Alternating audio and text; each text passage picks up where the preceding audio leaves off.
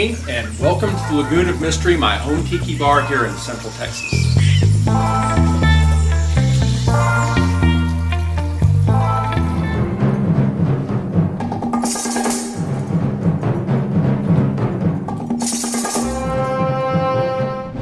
Hi, I'm Duke. And I'm Lola. And today we're outside Austin, Texas in New Braunfels. That's right, baby. We're here to check out the Lagoon of Mystery we've heard so much about.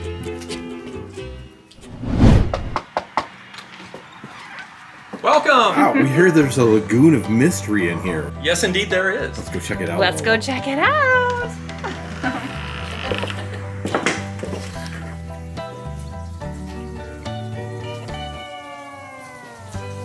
What are you making today, fine sir? This is Cabarita Punch, which is a clarified milk punch. Ooh, we're getting fancy. We are, indulging our inner insufferable mixologist. So. But aren't all mixologists a little insufferable? A little bit, yeah, rumor has it. So, The good ones. is for Lola. Well, she doesn't want to stick Belly up to the bar. belly up to the bar. We gotta give you something fun. Doesn't every amazing tiki bar come with a Lola? Here you go, Miss Well, Lola. thank you. Enjoy. Cheers. Cheers. Okay, we got my giraffe here. Is this how they welcome you in Texas? That's really, really yummy. Thank you. And you said, for some reason I thought it was going to have something creamy in it, because you had described it that way. This is so good and light and refreshing, and I lost my giraffe. We have a giraffe down. I have a giraffe down. Milk punch is an old tradition from the 1700s. It was a way of preserving dairy products before the era of refrigeration. Yeah. You mix the milk, whole milk, with traditionally it's whiskeys. I used several different rums in this. And then you introduce citric acid, which causes the milk to curdle. Then you strain it out and you're left with a clear beverage. Look at that. Look how pretty that is. And it came from curdled milk. I just am like astounded right now.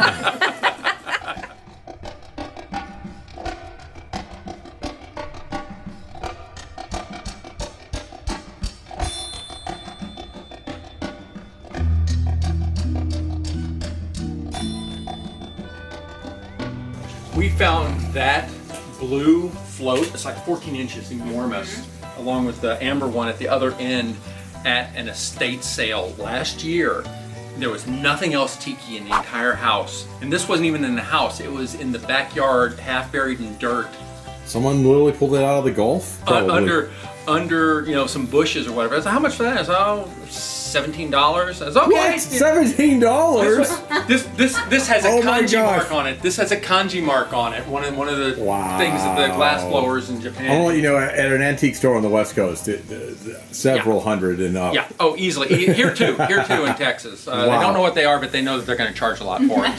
So, where are we at exactly? We're halfway between Austin and San Antonio? A little bit closer to San Antonio. This is New Braunfels. It's a town settled, 200 years ago by German immigrants. It's most famous for Schlitterbahn, which is probably the world's most popular water park. And the other thing is Wurstfest, which is a 10-day sausage festival that happens every November. Wait. A water park and sausage? A sausage festival. Hey. I mean, the It's best. not the kind of sausage fest they have like in LA. No. Different kind. Different. Just a little This different. is more like Oktoberfest, like Yeah. celebration of beer and sausage. Probably some good strong mustards. A lot of grilling, a lot of mustards. Yeah. That's what I'm talking This about. episode of Secret Tiki Escapes brought to you by the New Braunfels Chamber of Commerce. That's right. Ooh, yeah. This place is more outstanding in person than it even appears online and in the pictures for sure. Well, thank you. It goes so far down there outside. I love the fact that it is outside.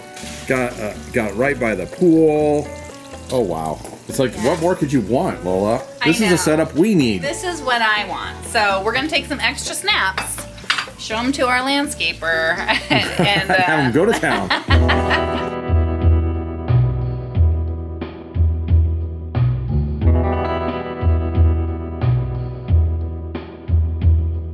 Behind the bar here, I see some fun tiki mugs. Yes. So what's the story behind some of these? A lot of these are mugs that are not necessarily collectible. This is kind of the, cabinet where we can take them down and share them with other folks who come in here to drink. Some of the smaller sized ones. The ones you don't have to worry about getting broken. We actually got this. This was at Archie McPhee's in Seattle, Mermaid there. But this is a fun one right here. This is from Texas Tiki Farm. Yeah, this is from 2018. I mean, how many prickly pear cactus do you see in the form of a tiki mug? I love that one. It's got the this is definitely the first Texas I've turkey ever seen. vulture on the back. Okay, So yeah. Wow. Nice. they come up with some interesting things. And this one was John Mulder. I love when people have tiki, like they have their little mugs that they can hand to people and not worry about too much. Like you still care about them, you don't want them to get broken, but they aren't the ones that are behind glass. Yeah, and that's the thing. I have some of the ceramic coconut mugs that are mass produced. Yeah. And because when someone comes to a tiki bar, particularly people who are not part of the tiki culture, they see these exotic mugs, these strange and whimsical shapes, and they want to participate in that. And so you don't want them to feel really bad if they slip and drop one. We do the same thing in our tiki bar with mid-century modern glassware. We buy tons of it, and so those. Let me get in the camera here a little bit. So the little gold and black roly-polies that you see around quite a bit. I know Spike did a cocktail on one of those. We have 3 full sets of 16 of them that we found over the years during parties. Lola and I break those out and say, have at. Bring them out, absolutely. I collect punch bowls, and of course they come with their own little roly-poly glasses, and those I keep just for family, because I'm like, when you have a party and a bunch of people are stumbling around at the end of the night, things are going to get broken, and you don't want to feel bad.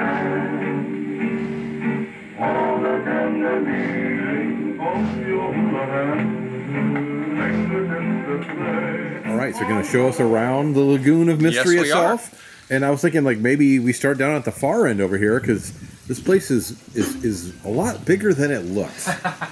This is a 65-foot covered patio.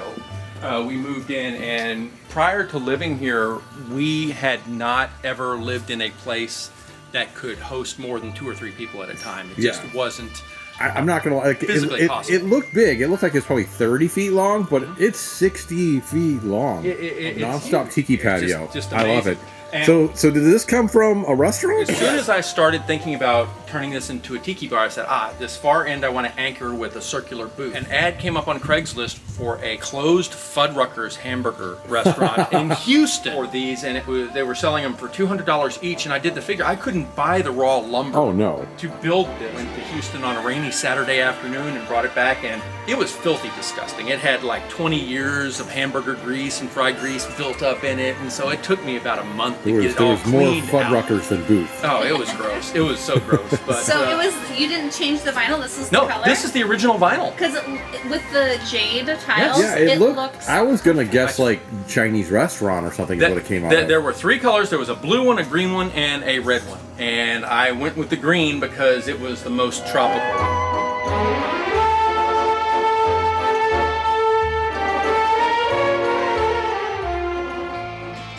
So one of the first things I noticed when we came in was like all of this. So all the bamboo work. There's so much of this trim.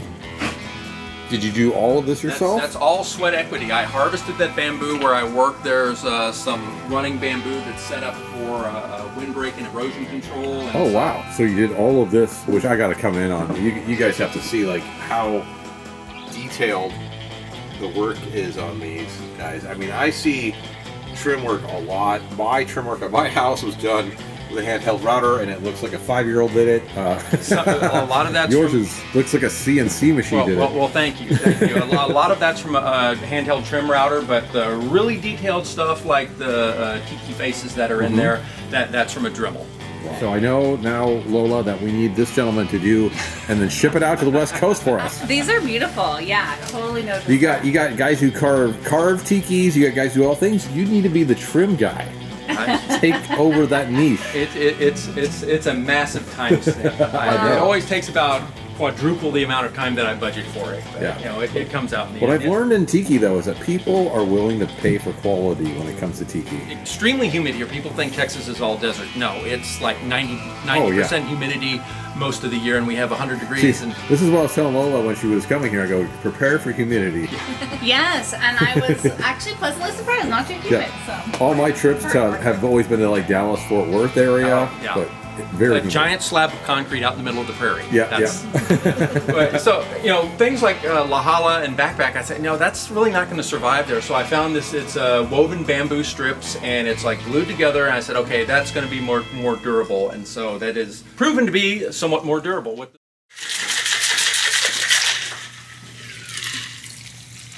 are we making today, fine sir? This is a Mai Tai. Wife's order says, fix me up, doctor. Classic. Absolutely. Her favorite cocktail. One of those things where how she judges tiki bars whenever we go to a new tiki bar. That 3 dots and a dash is another good one. Oh, 3 dots and a dash is our favorite. Unfortunately, we are out of the essential ingredient for a 3 dots and a dash. I was just saying that ways to judge a new tiki bar. Yeah.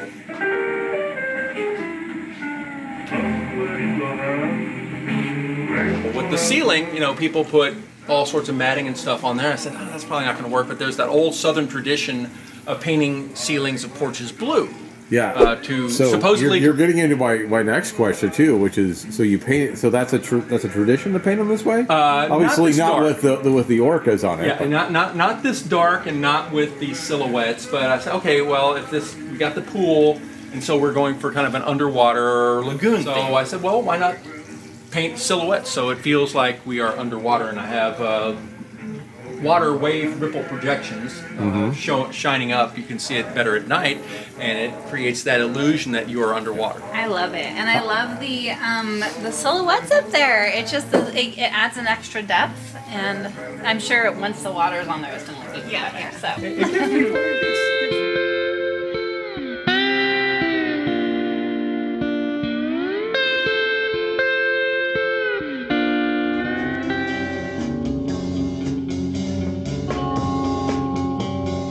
When I first discovered Tiki existed, that was in December of 2016. That's when Carrie Fisher died. Oh, goodness. And so I'm a science fiction fan, and Star Wars was like, you know, when I was 7, 8 years old in 1977, you know, it was like a bolt of lightning to my head, and I just was nuts about it in science fiction. So I've always admired Carrie Fisher, especially for her writing ability. She was a really well-known script doctor in Hollywood and had multiple books that were really funny and engaging. And when she died, I remembered one story that she told when Star Wars became a big merchandising thing. She went to one of the conventions, and someone had licensed and produced like a life-size porcelain sculpture of Carrie Fisher as slave Leia reclining. And as she told the story, she walked around and looked and could see underneath the bikini area and realized it was anatomically correct. And so she sat down and wrote George Lucas a letter saying, George, you may own my likeness and you may own my name, but you do not own the rights to my Lagoon of Mystery. Oh my God. And so I gotta call it that, with that. It's just kind of tongue in cheek. I imagine that is amazing. She would have gotten a kick out of having a tiki bar named after her, and that's why we have that photo over there, and the inscription underneath it is, you do not own the rights to my Lagoon of Mystery.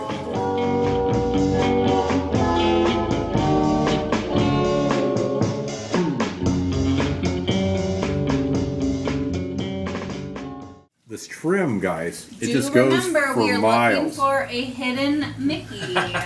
Oh, well, what Lisa is said happening here? There's a hidden Mickey, and I was like, not in my drink. No, not Oh, in my drink. okay, different kind of Mickey. There's a hidden Mickey in here, so Oh, we're okay. looking. I think you call that a Cosby if it's in your drink. No, Oh, no. too soon? Too Too soon? soon, Too soon? Did that leave a mark? That's going to leave a mark.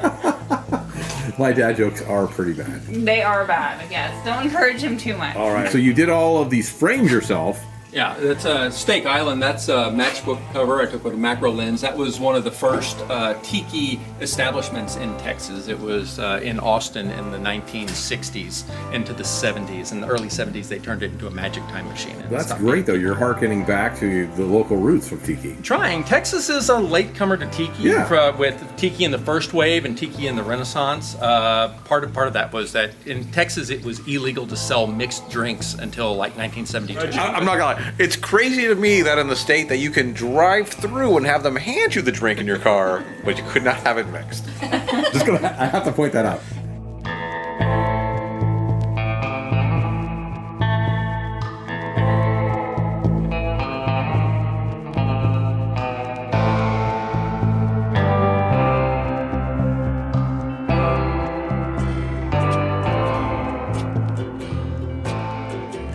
If you will take a gander right up here. Oh, I'm coming around. See this, what looks like a rolled up sail. Uh-huh. That's actually a high-tech device known as a canvas drop cloth. We lower it and tie it to the two poles, and we have dive-in movies. We put a projector the across dive-in pool. movie theater. Oh, Yes. nice. And we have several of them throughout the summer. People can sit over there, Yes. watching the theater over here. Yeah. Most people float when Let's they rough. watch it. Let's see what this is going to be like over here, guys. Now imagine it's evening and you're gazing at this 60 feet of tiki with a monster movie perhaps going. Mad World. Ooh, that's a good one. My favorite. Shot in the dark. We always have a tiki cocktail that goes along with whatever. Shot in the dark. Isn't that Peter Sellers? Yes, Blue a Hawaii. themed cocktail. We always have a themed cocktail. Elvis movies, beach party movies. Yeah. You can do, what's the one with Tom Hanks? Joe versus the Joe versus the Volcano. volcano. We did There you that. go. No, we had the volcano bowl. We had a volcano bowl and we served it to flames and everything. We're going to have to come back, So- Lola.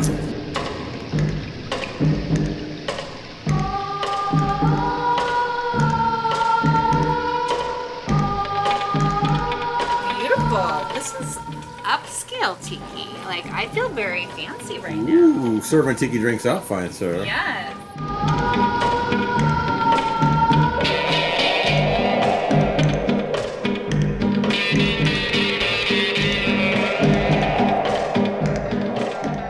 We're inside your house now. Going to be checking around, and you've got more mugs inside. More mugs inside. That used to be old, like 80s style window valances on there, and she said those have to go, and she suggested I carve something, and halfway through it I realized, hey, I can put a shelf on top and use that to display our tiki mugs, and so that's what happened. And you did. It looks so nice against that green. I gotta love this right here. We'd go. You had some great pieces inside. So we're gonna head up the stairs. We're going to head up the stairs. So when it's too cold and rainy outside, I assume you just come inside. That's the intent. A project going on seriously for about a year or so. We can use the Lagoon of Mystery outside for about 9 months of the year where it's comfortable, but December through February, not so much. So we are gradually converting this old media room into an upstairs tiki bar. The tiki explosion continues. Yeah, we have. Where did you get this piece? That is an old Krypton bar. They produced it at the beginning of the Tiki revival. Yeah, in from the 90s. Yeah, in the 90s, sold them in Southern California. This is an actual Bosco carved mask that they put on front of it. I got it 18 months ago, almost 2 years ago, and it was in much worse shape, but I completely refurbished it, took off the bamboo and replaced it and the fabric and just redid it completely. The same thing with these Whitco stools. Oh yeah, the Whitco school. This is what somebody replaced them, recovered them in the 80s with it looks to me like a Buick seat cover. So I'm removing that. The leopard print works. Getting the leopard. Well, some of the Whitco stools had leopard print. Yeah. Some were black vinyl and some were orange You got a vinyl. little Tiki Bob over here. I carved that one myself. Oh, carved that yourself. Wow. This man is more and more impressive all the time. Well, when you have a limited budget, that's inspiration comes in all manner of ways. So you carved that out of like a local palm? Yeah, it's number Behind here, I see more. That Whitco planter that 2 years ago, no, it's 2021, we did a road trip throughout the Southwest, out to California, in fact, and one of our first stops we were in Tucson waiting for the Kon-Tiki to open so we could get something to eat. So we pulled into a nearby Goodwill just to kill some time, and the first thing I see when I walked in there was this bundle of burnt carved wood. What? And it's like, what? And I looked down and it was tagged carved wood thing. And it's like, okay. I'll take your carved wood thing. I'll take your carved wood thing with me, and they had no idea what it was, and I didn't know what it was, but I knew it was Whitgo, so it was coming home with us regardless. And so our luggage had to ride the rest of the way Can with we us. ask what you paid for it? $40. $40. What the heck? That is, maybe that might be, everybody has their one holy grail find that they're entitled to. Well, that would be the You have more than one. five Whitgo stools. 5 Whitgo stools. For $150. Oh my gosh. Wow. Now, they were in bad shape. They had like mud dauber nests cloths onto wow. them, and obviously the thing, but yeah. I've had my share of luck with the Whitgos, and I'm not. You got New Zealand art back here? Yes. I don't have very much Maori art, but Got some great back hidden in the corners over here. yes. I know these are not like. That's the original that came with the Krypton Oh bar. yeah. And that's I like actually that. the original fabric. That They was the look- fabric that was with there. I like that you just have extra seats where everyone can gather We around got and all have a sorts of party. seating. We find old, abandoned, dead things and nurse them back to life. Yeah. Wow. And then same thing as with the outside bar. He's building his own trim in here as well that you can see. All along the ceiling. I was terrified of spirals for a long time, but This bar right here is the size of most home tiki bars that I've ever been in, and this is your secondary bar. Yes. That's right. This is the winter bar. This is our winter bar. The winter bar. The winter bar. So I made the little Tapa drum lamp right there. That was inspired by a lamp that's at Lalo, Tiki Bar in Houston. And all of the float lights, I learned how to drill out the glass floats and do the wiring. I've done that myself. once myself and terrified myself so bad that I was going to crack it because it's original, but I got it done. I don't know if I would do it again. It takes a little bit to get the hang of. Yeah. But most of these are just mass market, not real. So.